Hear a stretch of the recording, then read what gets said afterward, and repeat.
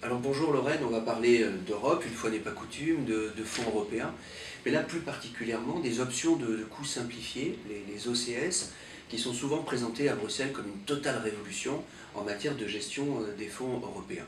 Alors est-ce que c'est vraiment une révolution ? Alors, ce n'est plus tout à fait une révolution. On sait que depuis 2009, sur les fonds structurels européens, on peut l'utiliser. C'est généralisé depuis 2014, en particulier sur le Fonds social européen. Mais prenons l'exemple du programme Horizon 2020.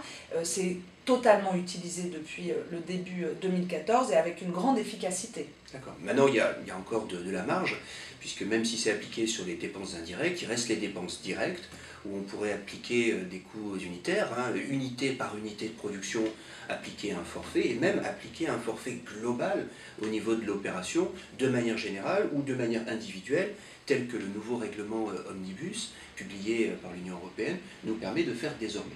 Donc la question qu'on peut se poser, les méthodes sont là, mais est-ce que c'est facile à appliquer? Alors, sur le papier, c'est facile, mais plus vous démultipliez le nombre d'options de coûts simplifiés, évidemment, plus ça devient compliqué. Alors, pas tant pour les gestionnaires qui, eux, maîtrisent aujourd'hui ces logiques, mais plus pour les porteurs de projets qui, en amont, n'arrivent pas à intégrer ces logiques dans le montage budgétaire de leur projet.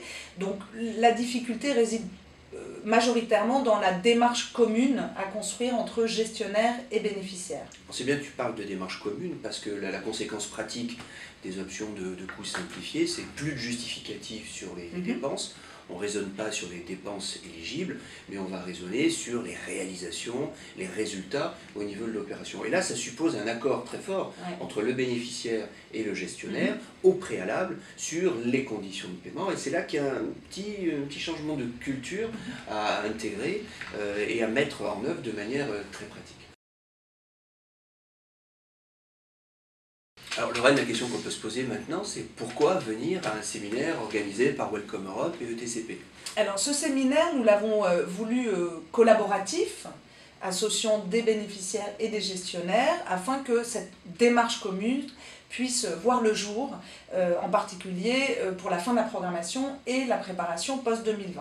Donc nous fonderons nos enseignements sur des pratiques européennes et françaises, sur une clarification des éléments de méthode et enfin des propositions concrètes pour mettre en place des plans d'action dans les régions. C'est donc avec plaisir qu'on vous accueillera à Paris pour ce séminaire, avec un lien qui apparaît en dessous de la vidéo pour l'inscription, et on reste à votre disposition pour l'organiser en région, sur une thématique particulière ou sur un programme spécifique, et décliner avec vous de manière très opérationnelle ces options de coûts simplifiés.